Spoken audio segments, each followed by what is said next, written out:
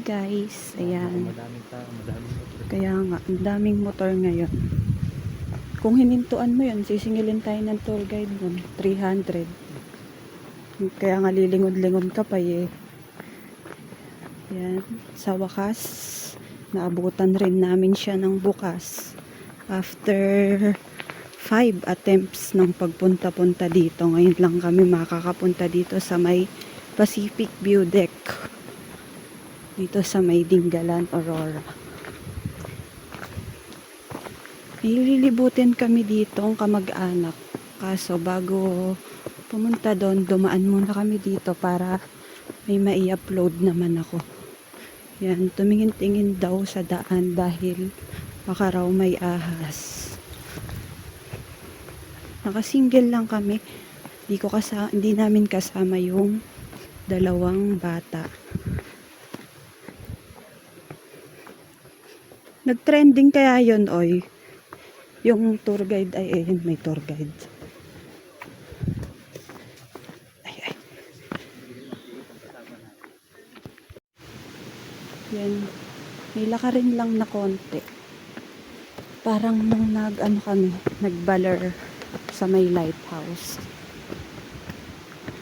Pero dito mukhang di naman madulas yung daan dahil di naman basa yung daan niya. Yan, maraming mga nagpunta. Ayan, pauwi na sila. Parang nakakaya tuloy mag-video. Pero sige, malayo pa naman sila eh. Go lang.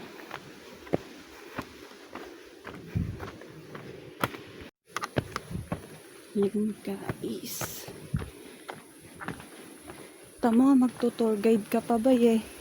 Di ka naman maliligaw sa pupuntahan mo. 300 pesos din yun.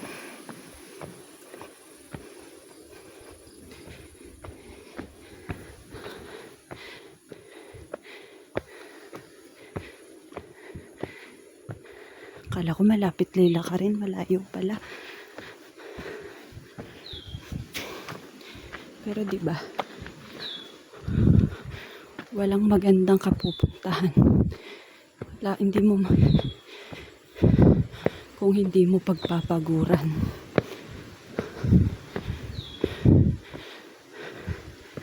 Feeling ko malapit na tayo.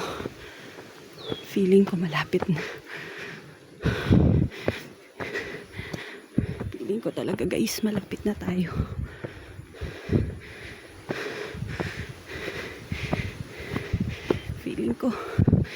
Feeling ko eto na. Uy, chicken pala. Eto na guys yung feeling ko. Wow.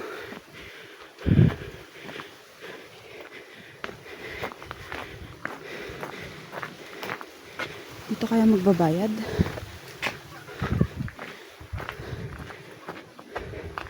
Yan, may mga souvenir kayo dito mabibili. Mamaya bumili tayong pandikit sa rep. Yan, ang daming tao. Saan kaya magbabayad? Dito siguro. Wait lang guys. Bayad lang kami. Ayan guys, nandito na kami sa may Pacific View Deck. Yan, marami kang mga spot na mapagpipicturan dito. Ayan, kumuha sila ng tour guide. Pero hindi na kami kumuha. Kasi karating naman kami, di ba, kung walang tour guide. Ito kaya ang padadaan.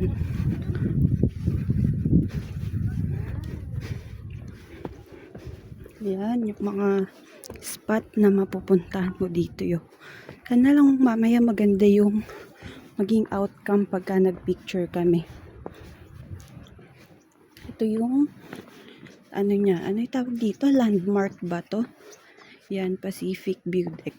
Yan, pwede rin kayong bumaba doon if you want to take a picture ng mas malapit sa sea.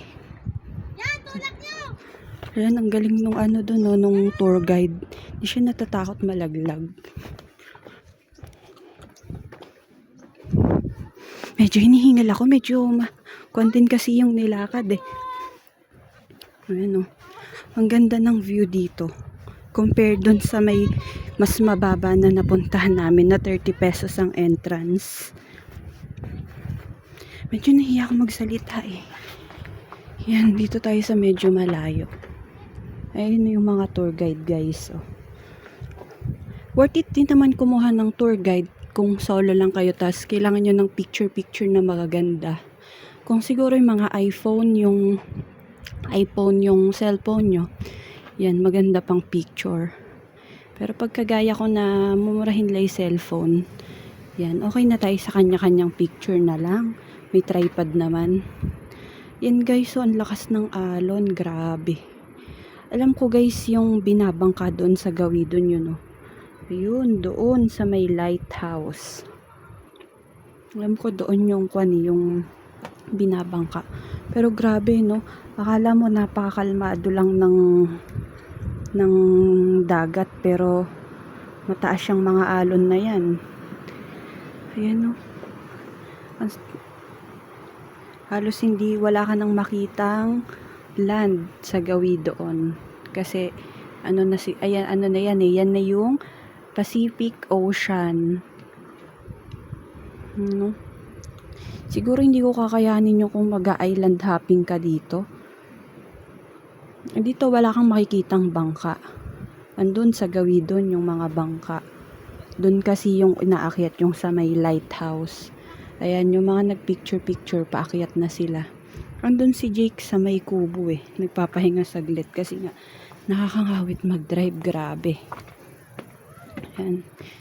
Dami kong sat-sat, ano. Ayan, may mga kubo din dito na pwede nyo maupuan, makapagpahinga. Free lang naman siguro yan. Kasi hindi naman sinabi na kung gusto mong umupo ng kubo, may bayad, di ba? Free lang siguro yan. Pwede kayo siguro magdala dito ng food para dito kayo mag-picnic saglit. Ang ganda ng mga halaman dito. Grabe oh, buwis buhay din talaga ang pagiging tour guide. Ito guys, yung I Love Pacific View Deck na hole. Pagod na sila yun. Saan ba kayo nakagupo? Ayun, no. Ayun na yung guess ko, yung isa. Ayun. Pabalik na muna ako sa Sabi kubo. mo, kayo mo tayo guess ng tambol. Mamaya na, magpahinga ako. Hintay lang. Papahinga lang ako saglit. Ay, naku. Akin yung kalahati, ha. Ito siya guys. Ang ganda. Yan. At kaya pala may mga bangko-bangko dahil dun sila umakit. Ang daming bisita ngayon dito. Ito yung mga motovlogger. Daming stickers. Sana soon may stickers na rin ako. Ito yung kasama ko guys. Alam mo, pagod na pagod sa buhay. Nanto ka ba? Dumi naman ang kamay mo.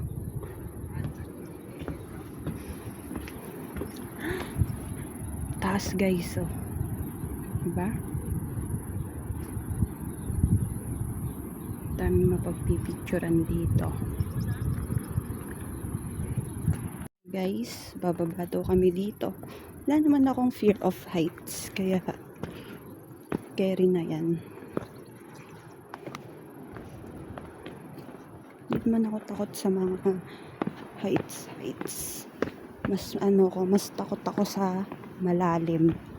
Yung malalim na tubig. Kaya nga hindi ako marunong lumangoy eh.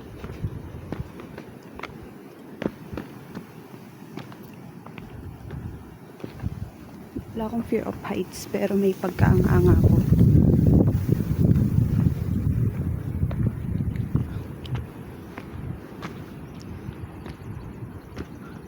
Wala.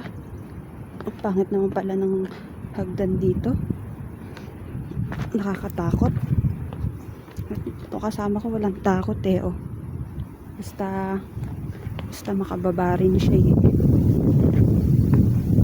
Ay Diyos ko, nangangatog yung tuhod ko sa daan.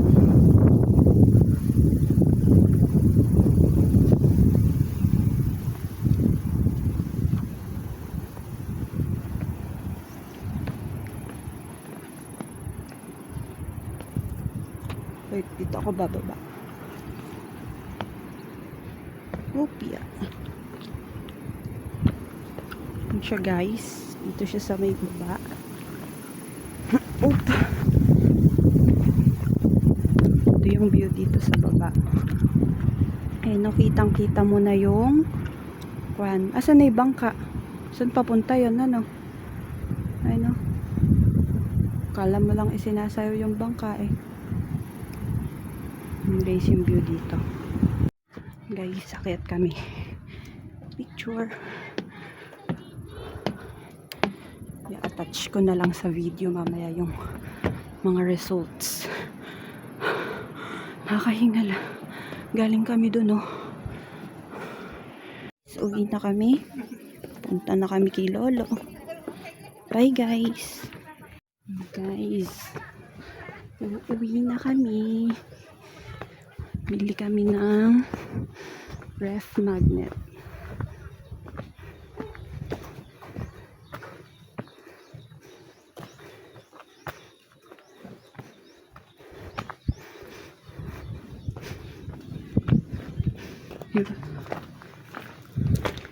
Yan guys, yung mga ref magnet, 25 pesos lang. Yan, ito yung bet ko. Yan, dahil dito kami nagpunta. Didikit ko sa ref.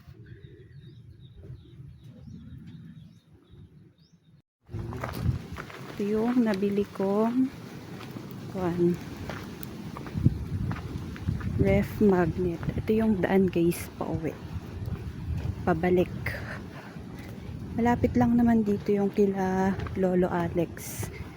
Mga 10 minutes, mga kwan siguro. 15 minutes away. Ayan. Bye guys.